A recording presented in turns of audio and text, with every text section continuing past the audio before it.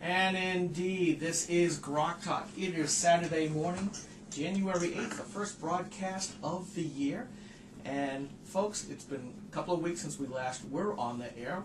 We're not going to broadcast on Christmas. We're not going to broadcast on New Year's Eve. Because face it, folks, we know the last thing you wanted to do was to listen to us yak of politics on a day where you should be, on days where you should be with friends and family celebrating either the birth of Christ or ushering in the new year. And some of you on January 1st, I'm quite sure, were in no condition at all to listen to anybody louder than a whisper.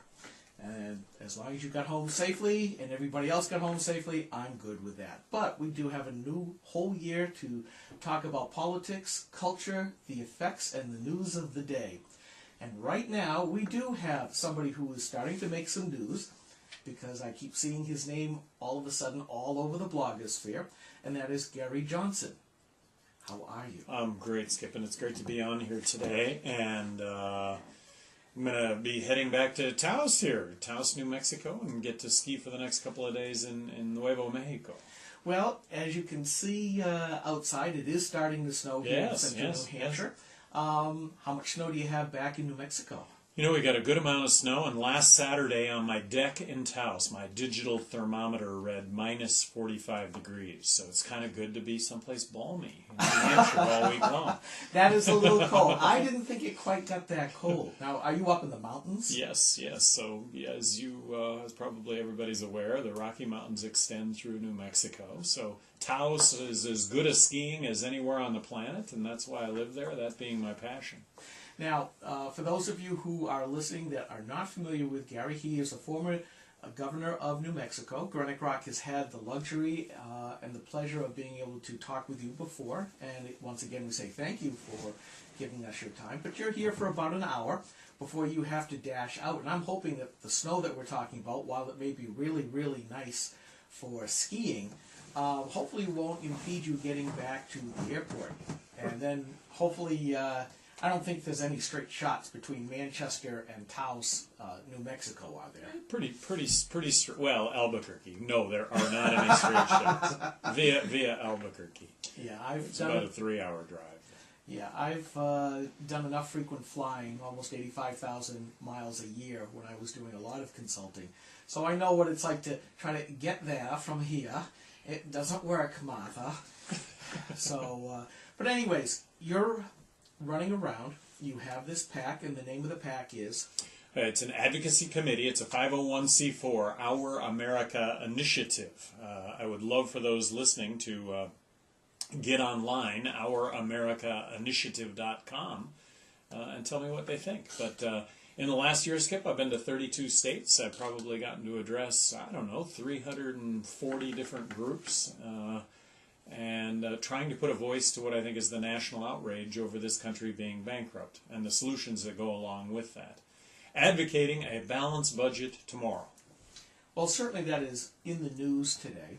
And I did allude to the fact that your name has been in the news.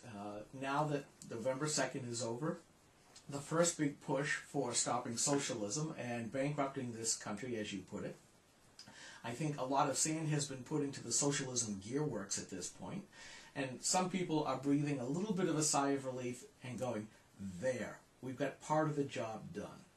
That, since the Republicans have recaptured the House, it's no longer a straight one-party rule anymore. And we're seeing lots of signs in the blogosphere, on the national sites, in all of the punditry websites, of how things may be stopping. But like I said before, and we'll get this out of the way real quick, I keep seeing your name along with, let's say, Sarah Palin, and Mr. Romney, and Mr. Gingrich, and Mr. Barber, and a whole flock of other folks. Right now, you are not running to be president.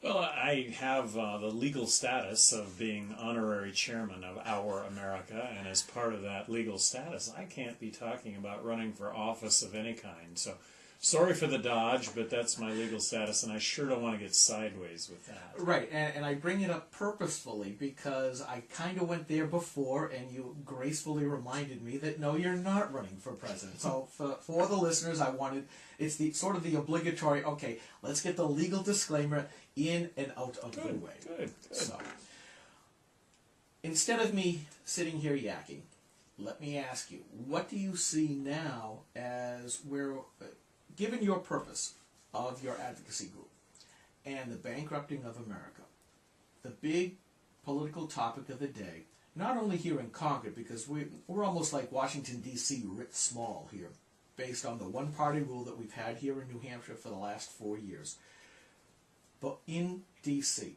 what do you think is going to happen along with your primary mission of, we have to stop the bankrupting of America? Well, right now, I think with Republicans taking over Congress, I see gridlock occurring, and I think that that's a good thing as opposed to what has been happening, which is uncontrolled spending. I do advocate a balanced budget tomorrow. I think the biggest threat to our national security, I think the biggest threat to our way of life is the fact that we continue to spend more money than what we take in, and a great deal more money than what we take in. So I would be advocating a balanced budget, and that would include cuts to the federal government, 43% cuts to the federal government if we're going to balance revenues with expenditures, which I am advocating. Repeat that number again, that percentage. 43%, because of course right now we're borrowing 43 cents out of every dollar that we're spending. And to make that happen, to balance the budget, well, that means Medicaid, that means Medicare, that means Social Security, and that means defense. And if you're not willing to start with the big four, why, you're not certainly going to affect a balanced budget. Now, to do that, I think that you're going to have a Republican Congress. You're going to have Republicans control the Senate and the presidency to get that done. Why Americans would give the Republicans back control of the Senate and the White House, given the fact that they did that about 10 years ago, and at that time the Republicans ran up record deficits, I'm not sure why they would do that, Skip. I was asked the other day on television, do you support a repeal of President Obama's health care plan? Yes, I do. I think that it's going to cost a lot more money than we can afford, very simply.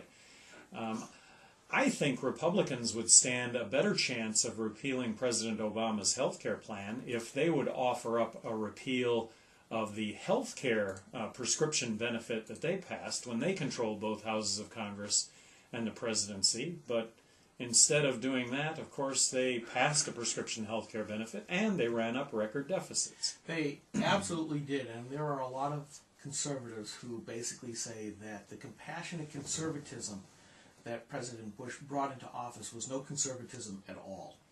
And a lot of conservatives, looking back, kind of went, all right, at the time we were like, well, he's still a Republican, but we're not liking this. But I think as he went further into his presidency, conservatives, I mean, real true conservatives versus little movement conservatives, were getting, this isn't right. And I think a lot of people were upset about the Medicaid Part D, even with the donut hole that the liberals complained about, because they saw that as you correctly put it, as one huge, massive entitlement that has to be paid for, and it wasn't.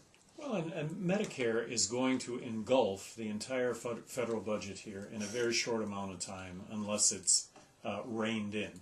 I would advocate that the federal government block grant the states money for Medicaid and Medicare without the mandates, and allow the states 50 laboratories of innovation to deliver the health care to the poor and to those over 65.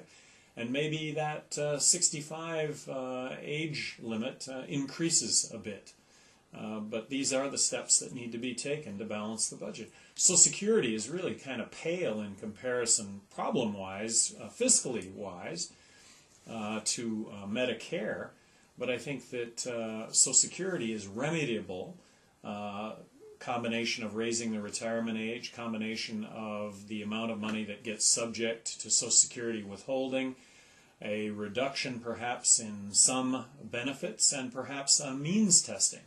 But that is a program where it's dependent on more money being paid in than gets paid out. And right now, with baby boomers becoming eligible for entitlement, that is a program that more money is going out than is coming in. And then regarding defense, I think that we are spending more money than all the other countries in the world combined, and we're only 5% of the world's population. So I don't think that we can continue to nation build when we have our own nation to build. That we should be vigilant against any threats to our national security. We are at war with Osama bin Laden and Al-Qaeda, but I would argue that we're not being threatened in either Iraq or Afghanistan. I would have been on record prior to us going into Iraq saying, we don't need to do this. We have the military surveillance capability to see Iraq roll out any weapons of mass destruction. If they do that, I felt like we could have gone in and surgically, militarily addressed that situation. I thought if we went into Iraq, we would find ourselves in a civil war to which there would be no end. I thought that Afghanistan initially was totally warranted, that was a military strike against Osama bin Laden and Al-Qaeda. But 10 years later, they're not there anymore. So at the end of the day, I think we're going to spend a lot more money in both of these locations. And even worse yet, at the end of the day, a whole lot more men and servicewomen are going to end up losing their lives. We're building roads, schools, bridges, highways, and hospitals in Iraq and Afghanistan, and we're borrowing 43 cents out of every dollar to do that. Don't we have those same needs here today? I advocate getting out of Iraq and Afghanistan tomorrow. I think that the issues we'll face getting out of those two countries tomorrow will be the identical issues that we'll face 25 years from now, if that's when we decide to get out. Well, you've certainly put a lot on my plate to ask about. And on some things I will agree with you. I do believe that entitlements have to be looked at, that Social Security has been the third rail for years and years and years, but I think finally people are starting to say, we can't do it. And simply, you're right, it's a mathematical problem of demographics, that when it began, there were 36 or so workers for every retiree, and now we're almost down to 3, pretty soon down to 2. And while the liberals tend to keep saying, well, this is a contract between the generations, I can easily say, well, guys, instead of putting it in a lockbox, you spent it. And I don't care what the IOUs are from the different departments of the rest of the U.S. government are, it still means that they need the money to be able to pay the IOUs back, which means they have to raise the taxes. That once again, big government has not been a good steward of our money. And I agree with you there. But what to do about that? It is certainly the biggest amount of money that we spend right now. Soon Medicare. And Medicare. And Medicare is going to be even larger. And I think, I'll go out on that third rail and say, here's a case where socialism is about to fail. This country was built on self-reliance. And up until that time, families took care of each other. That there were private mutual aid societies that were quite common all over the place. I know that my ancestors here in the U.S. took part of that in the area of Boston. There were mutual aid societies that my great-grandparents and grandparents took need of, and they did not do so badly. And because I find that the money was better spent as I do my research, and people who received that aid were held more accountable because they were friends and family that held them accountable versus a bureaucrat that does so. But let's go on to a couple of other things. I will have to take some difference with you on foreign policy. You look at some of the failed nation states that were out there. Afghanistan was one. Al-Qaeda moved in. The Taliban took over. And we ended up with the Twin Towers, the Pentagon, and the woods. You look over at Sudan. You look at Yemen. Almost failed nation states. Where is the locus of terrorism, the locus of Islamofascism now? It's in those countries.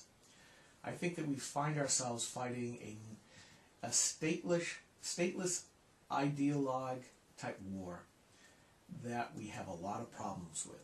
Unfortunately, I hear the music in my ear, which means we're coming to a break. And I'm going to ask you a little bit more of that, because I think that's going to be one of the things that you're going to have to convince a lot of conservatives of, is how do we protect ourselves over the coming years. But right now, I'm Skip Murphy, this is GrokTALK, and we'll be back in a couple of minutes.